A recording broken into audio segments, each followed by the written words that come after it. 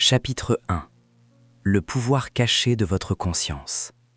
Réveillez la source de votre réalité.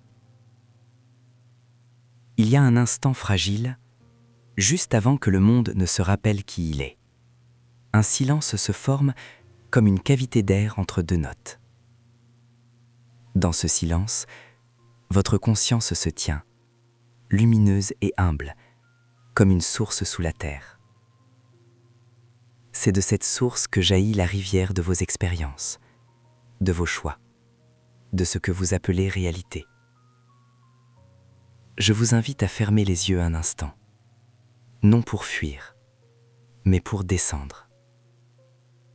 Imaginez une caverne intérieure, où chaque pensée est une torche, chaque émotion une brise. Vous sentez le murmure de souvenirs anciens, la chaleur d'espoirs à venir. La science moderne commence à parler la même langue que ces images intérieures.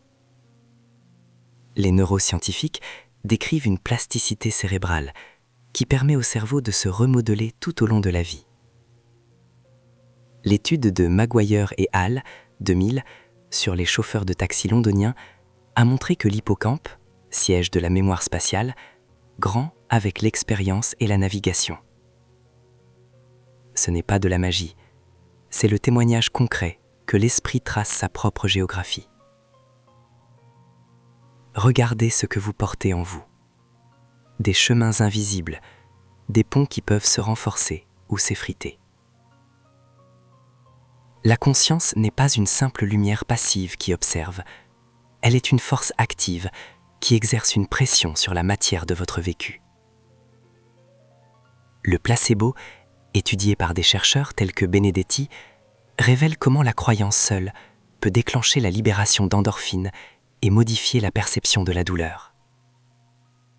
Votre attente, votre confiance deviennent des raisons biologiques pour que le corps réponde différemment. Respirez. Sentez la rondeur de ce pouvoir. Comment serait votre vie si vous considériez la conscience comme l'atelier où se façonne la réalité, plutôt que comme une simple fenêtre sur le monde? Notre époque confronte le mythe du déterminisme absolu. La physique quantique nous dit, par le biais du célèbre double slit et des principes d'observation, que l'acte même de mesurer influence le résultat. L'observateur n'est pas neutre. Heisenberg nous rappelle par son principe d'incertitude que l'acte de connaître modifie ce qui est connu. Les mots sont lourds, mais l'idée est claire. Votre attention modifie la trame.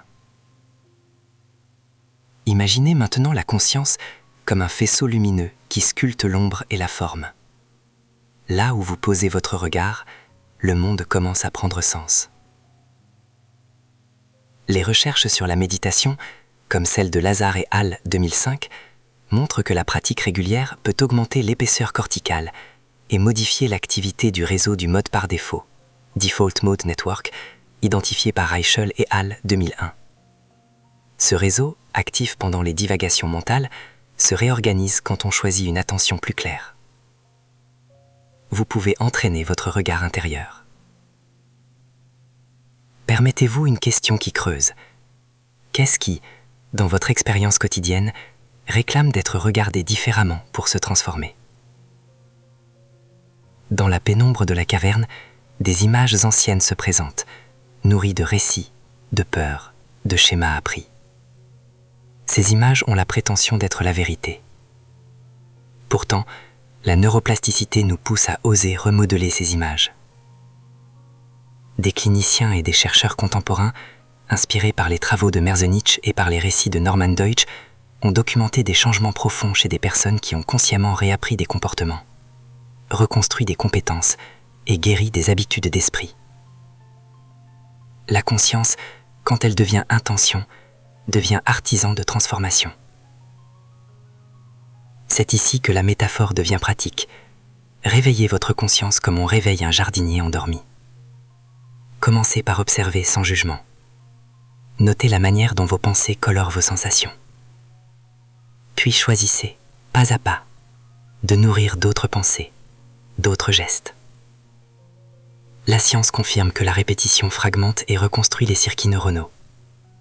L'histoire humaine, des mystiques aux philosophes modernes comme William James, nous enseigne que la conscience a toujours été prise pour une source de pouvoir intérieur.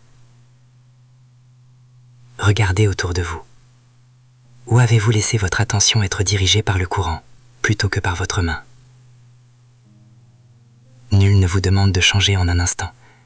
La transformation dont je parle est douce et obstinée. Elle consiste à reconnaître que vous êtes à la fois observateur et créateur. Chaque respiration consciente, chaque choix d'attention est une goutte qui creuse une nouvelle rivière. Au fil des jours, la carte intérieure se redessine. Vous commencez à reconnaître les moments où la peur commande et vous apprenez à poser une autre décision. Éclairée et stable. Avant que la lumière ne revienne complètement, gardez ce secret ancien. Vous portez une source. Cette source n'est pas lointaine, elle bouillonne sous la surface, prête à jaillir si vous l'écoutez, si vous la réveillez avec douceur et persévérance. La conscience n'est pas un miroir froid, c'est une chambre de transformation. Alors maintenant, je vous demande encore, si votre conscience pouvait choisir la forme de votre réalité, que choisirait-elle aujourd'hui? Le chemin commence ici, dans cette voie qui vous accompagne, dans cette pause que vous vous accordez. Dans les chapitres qui suivent, nous apprendrons à manier les outils qui révèlent la source. Attention, intention, répétition et compassion. Pour l'instant, revenez lentement à votre souffle. Sentez la promesse d'une réalité qui attend d'être façonnée par votre regard attentif. Al-Nilam vous accompagne. Poursuivez. Chapitre 2. La science de la vibration. Harmonie entre l'esprit et l'univers. Je vous parle comme si nous étions assis au bord d'un lac au crépuscule. Une lumière douce effleure la surface, et tout semble écouter. Je suis Al-Nilam, et dans ce silence apparent se joue une danse invisible, la vibration. Imaginez que chaque pensée soit une onde, chaque émotion une fréquence qui se propage. Parfois elle crée des vagues, parfois elle pose une pierre et fait résonner le ciel. La physique nous enseigne que la matière elle-même est énergie en mouvement. Dans les années 1980, les expériences sur l'intrication quantique menées par Alain Aspect et ses collègues ont révélé que des particules séparées peuvent rester connectées au-delà de la distance physique, un indice que la réalité est tissée de liens plus subtils que nous l'imaginons. Mais la vibration n'est pas seulement une abstraction quantique. La neuroscience a montré que notre cerveau répond aux fréquences, aux rythmes et aux motifs. Les neurones miroirs découverts par Giacomo Rizzolatti dans les années 1990 expliquent pourquoi une émotion vue devient presque ressentie. Notre cerveau entame la même musique que celui qui sourit ou qui pleure. La musique, par exemple, active le système de récompense, comme l'ont montré Blood et Zatorre en 2001. Une simple mélodie peut libérer de la dopamine et transformer un état mental en un autre. Pensez à cela un instant. Quelle mélodie interne jouez-vous en ce moment? La vibration a un pouvoir de synchronisation. Les horloges de Huygens, posées côte à côte, se mettent à osciller à l'unisson. Deux pendules s'influencent sans contact apparent. De même, nos corps et nos esprits peuvent se caler sur des signaux externes, rythme cardiaque, respiration, tonalité vocale. Des études de cohérence cardiaque ont montré que la respiration lente et régulière module l'amplitude des oscillations du cœur et influence l'activité corticale, améliorant la clarté mentale et la régulation émotionnelle. Il existe une science de l'harmonisation intérieure, basée sur des lois mesurables. Et pourtant, il y a de la poésie dans ces lois. Les cymatiques de Hans Jenny nous montrent des motifs géométriques qui apparaissent quand on fait vibrer une surface. La matière se structure selon la fréquence. L'idée que l'esprit puisse influencer la forme n'est donc pas pure fantaisie. Sous l'effet d'un signal, la matière répond, se configure. Lorsque vous tendez la main vers une idée et que vous la nommez, vous générez une fréquence interne qui ordonne votre attention, oriente la plasticité neuronale et à terme sculpte vos habitudes. La neuroplasticité, largement démontrée par les travaux de Michael Merzenich et popularisée par Norman Deutsch, nous rappelle que le cerveau se réorganise en réponse à l'expérience répétée. La pensée répétée devient chemin, le chemin devient autoroute. Quelle vibration voulez-vous consacrer vos heures à nourrir? La question n'est pas seulement spirituelle, elle est biologique. Au fil des siècles, mystiques et philosophes ont perçu que l'univers vibrait d'un centre unique. Aujourd'hui, la science nous offre des images et des mesures, mais le sens reste à trouver par chacun. Comment relier l'intime et le cosmique sans perdre la rigueur? L'approche que je propose est simple: observer, mesurer, éprouver. Commencez par écouter votre voix intérieure comme on écoute une fréquence. Notez la couleur émotionnelle, la vitesse, l'intensité. Puis expérimentez le changement minimal. Ralentir la respiration, moduler l'attitude, choisir une pensée alternative. Les données de la recherche montrent qu'un petit changement répété provoque une modification durable de la connectivité cérébrale. Quel petit geste pourriez-vous répéter aujourd'hui pour accorder votre vie sur une fréquence différente? Il y a cependant une mise en garde douce. La vibration que vous émettez attire ce quoi elle ressemble, non pas par une magie surnaturelle, mais par des mécanismes attentionnels et comportementaux. Si vous vibrez d'anxiété, votre attention filtre davantage les menaces, vos décisions renforcent les scénarios redoutés, et votre environnement réagit en miroir. Inversement, une vibration d'ouverture et de curiosité oriente le cerveau vers la découverte, favorise la plasticité et invite des rencontres fertiles. Des projets comme le Global Consciousness Project, initié à l'université de Princeton, ont tenté de mesurer si des états collectifs d'attention affectent des systèmes d'équipement aléatoires. Les résultats sont discutés, mais l'intuition persiste. Lorsque beaucoup de consciences convergent, quelque chose de mesurable peut émerger. Même si la science n'a pas tout élucidé, l'important est l'expérience vécue. Nous constatons par nous-mêmes que la qualité de notre attention transforme notre monde. Alors écoutez maintenant. Ressentez l'espace entre chaque respiration. Percevez l'écho de votre pensée. L'univers répond, non pas comme un miroir passif, mais comme un partenaire avec lequel vous dansez. Vous pouvez apprendre et conduire cette danse en affinant votre écoute, en choisissant des fréquences qui nourrissent la clarté, la compassion et la créativité. Quelle harmonie souhaitez-vous composer pour la suite de votre vie? Je laisse ces questions en suspension, comme un accord qui résonne longtemps après que l'on ait posé l'instrument. Prenez le temps d'écouter votre vibration. Notez ce qui change quand vous la modifiez consciemment. La science et la poésie se rencontrent ici, dans le champ mouvant entre esprit et univers. Et c'est dans cette rencontre que commence la véritable richesse. Al-Nilam. Chapitre 3. Les pensées créatrices. Façonnez les fondations de votre monde intérieur. Je vous invite à fermer les yeux un instant, ou à laisser votre regard se perdre sur une fenêtre, un ciel, un tasse de café qui fume. Imaginez un atelier ancien, baigné d'une lumière d'or pâle. Les murs vibrent doucement, comme si chaque pierre contenait une pensée. Cet atelier, c'est votre cerveau, et les outils qui s'y trouvent sont vos pensées. Depuis l'aube de l'humanité, la conscience façonne des mondes intérieurs capables d'inventer des cités, d'aimer, de guérir et de détruire. Aujourd'hui, la science nous montre que ce n'est pas une métaphore vide. La neuroplasticité prouve que notre cerveau se réorganise selon les expériences et les répétitions.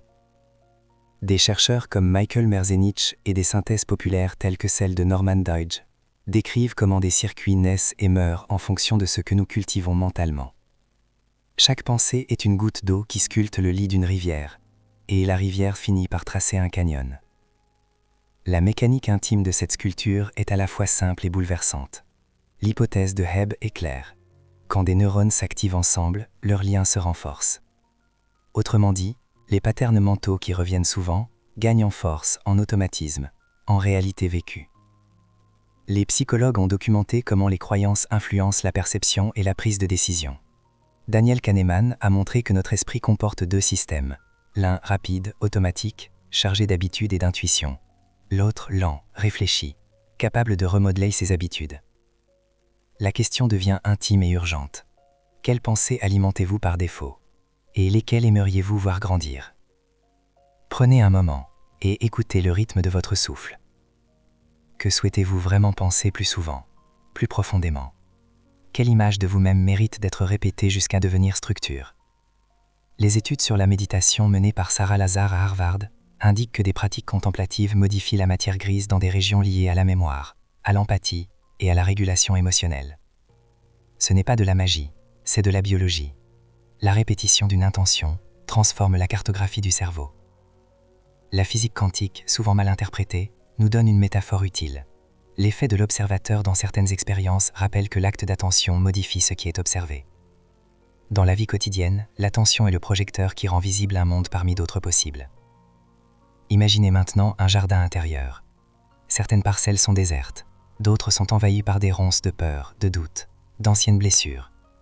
Vous avez en main des palets de semences, idées, affirmations, images, mais aussi un arrosoir nommé pratique et un outil nommé répétition. L'évidence scientifique rencontre la poésie ici. Le placebo, étudié par des cliniciens comme Fabrizio Benedetti, révèle combien l'attente et la croyance modulent la réponse physiologique. Nos pensées ne sont pas des simples spectateurs, elles sont des acteurs qui changent le corps. Quelle scène voulez-vous mettre en répétition dans ce théâtre intérieur? Respirez. Sentez que ce chapitre est un atelier où l'on apprend à sculpter avec des outils anciens et des découvertes récentes. Commencez par une pensée simple et vraie. Une phrase de construction, pas de fuite. Remarquez comme une seule idée bien cultivée peut repousser des automatismes anciens. La psychologie cognitive nous rappelle que le biais de confirmation attire vers nous des preuves qui confortent ce que nous croyons déjà. Si vous choisissez des pensées qui vous rabaissent, vous trouverez ce qui les confirme. Si vous choisissez des pensées qui élargissent, des portes nouvelles s'ouvriront. Êtes-vous prêt à changer la direction de vos évidences? Les fondations se déroulent dans la répétition quotidienne, dans les gestes humbles d'une attention renouvelée. Visualiser, écrire, parler avec intention, méditer 5 minutes avant d'agir. Ce sont des actes de charpentier qui posent poutres et solives. Les thérapeutes émotionnels et les coachs l'enseignent. La régulation des émotions passe par de petites pratiques répétées. Barbara Fredrickson, avec sa théorie Broaden and Build, a montré que les émotions positives élargissent le champ d'action et construisent des ressources à long terme. Une pensée qui ouvre, une émotion qui assemble. Vous êtes en train de dessiner la silhouette de votre avenir intérieur.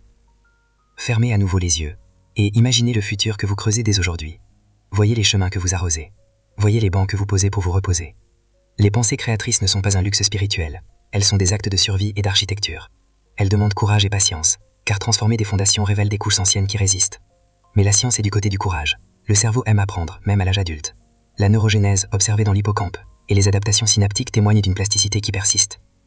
Quelle habitude mentale allez-vous semer aujourd'hui qui pourra soutenir votre vie dans 1 an, 5 ans, 10 ans? Choisissez une pensée, une pratique, un geste concret. Dites-le à voix haute dans votre tête. Laissez-lui un petit rituel pour qu'elle puisse s'ancrer.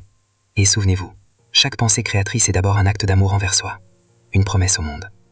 Vous n'êtes pas seulement témoin de votre monde intérieur, vous en êtes l'architecte. L'atelier vous offre ses outils. La lumière est là. Commencez. Chapitre 4. Le cœur comme porte d'accès. Émotion et transformation vibratoire. Je t'invite à t'asseoir, à respirer avec moi, à envisager le cœur non seulement comme un muscle qui pompe le sang, mais comme une porte silencieuse, un instrument de réception et d'émission vibratoire. Dans la pénombre d'une salle imaginaire, la caméra glisse lentement le long des côtes et s'arrête devant ce foyer chaud et ancien. Tu peux presque entendre un battement qui raconte des histoires millénaires. Le cœur garde mémoire. Les biologistes parlent d'un réseau neuronal intriqué autour du cœur, parfois nommé cerveau cardiaque, étudié par la neurocardiologie et décrit par le Dr J. Andrew Armour. Ce n'est pas une métaphore romantique, c'est une réalité physiologique. Le cœur contient des milliers de neurones et communique constamment avec le cortex, le système limbique et le corps entier via le nerf vague. Les chercheurs de l'Institut HeartMath ont mesuré un champ électromagnétique produit par le cœur, bien plus puissant que celui du cerveau, détectable à plusieurs mètres de distance. Imagine maintenant ce champ comme une onde qui façonne les relations humaines, et pas seulement un signal interne. Quand une émotion sincère naît, elle déclenche une cascade chimique et électrique. Les études de psychoneuroimmunologie montrent que nos états affectifs modulent notre système immunitaire. Robert Adair a démontré que le stress et la croyance peuvent conditionner des réponses physiologiques profondes. Stephen Porges, avec sa théorie polyvagale, nous a offert une carte pour comprendre comment le cœur, le visage et la voix se synchronisent pour dire au monde « Je suis en sécurité » ou « Je suis en danger ». Tout cela laisse une trace vibratoire dans le corps et dans l'espace entre les êtres. Ferme les yeux un instant si tu le veux. Ressens ce pouls sous ta main. Chaque battement est une porte qui s'ouvre et se referme, une micro-révolution qui modifie la chimie du sang, la tension des muscles, la couleur de la pensée. Les neurosciences contemporaines, grâce à l'imagerie et aux travaux sur la plasticité, nous disent aussi ceci. Chaque émotion répétée sculpte des réseaux neuronaux. Norman Deutsch a popularisé l'idée que le cerveau se reconfigure selon nos habitudes émotionnelles. Ainsi, accueillir une émotion transforme la matière même de ta biologie. Je t'invite à poser une question, à laisser résonner la question entre les battements. Quelles émotions porte ton cœur aujourd'hui? Et comment ces vibrations ont-elles modelé ton monde intérieur et tes relations extérieures? Il y a une part de physique qui n'est pas étrangère à cette métaphore. Les expériences d'Alain Aspect et d'autres ont montré que deux particules peuvent rester corrélées malgré la distance, phénomène nommé intrication. Si l'on transpose, sans réduire, sans exagérer, on peut penser que nos états de cœur intriguent nos environnements sociaux, et parfois bien au-delà. Des recherches récentes en épigénétique montrent que les réponses physiologiques peuvent modifier l'expression des gènes, et que ces modifications peuvent influencer notre descendance. Ce n'est pas de la magie, c'est une réalité biologique et physique qui invite au respect de nos états émotionnels. Imagine une grande salle où chaque personne tient une lampe. Quand une personne tamise sa lumière intérieure par peur, la salle s'assombrit imperceptiblement. Quand une autre choisit d'ouvrir son cœur, sa lumière module les couleurs alentour. Les neurosciences sociales, avec des études sur les neurones miroirs initiées par Giacomo Rizzolatti, nous montrent que percevoir une émotion active des circuits similaires en nous. Nous ne sommes pas des îles, nous sommes des écosystèmes résonnants. À présent, écoute le rythme qui cambre et qui parle. Tu peux apprendre à accorder ton cœur.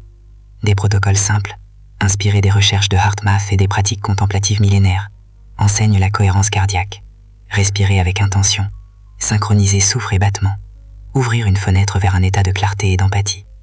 La répétition de ces gestes modifie la physiologie, et avec elle la manière dont tu entres en relation avec le monde. La transformation vibratoire n'est pas instantanée, mais elle est réelle et mesurable. Je te pose une autre question.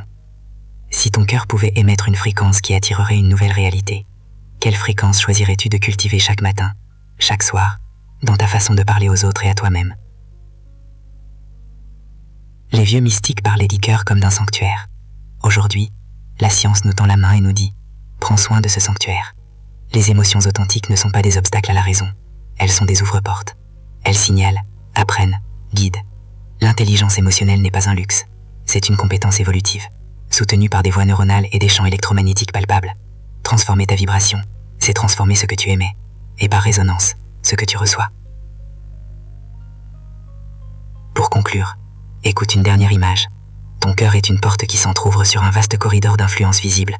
À chaque battement, tu choisis d'aspirer peur ou compassion, fermeture ou curiosité. Et chaque choix, répété, tisse un nouveau motif dans ta biologie et dans l'espace relationnel qui t'enveloppe. Quelle première petite habitude vas-tu introduire demain pour accorder ta fréquence au monde que tu désires voir advenir? Le voyage commence toujours par un battement. Chapitre 5. Reprogrammer l'esprit. Les outils de la métaphysique interdite. J'ouvre la porte sur une pièce où le temps semble retenu.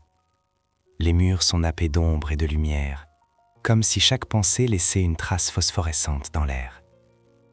Vous sentez la poussière d'anciens savoirs, et pourtant quelque chose de neuf palpite ici, prêt à être réveillé.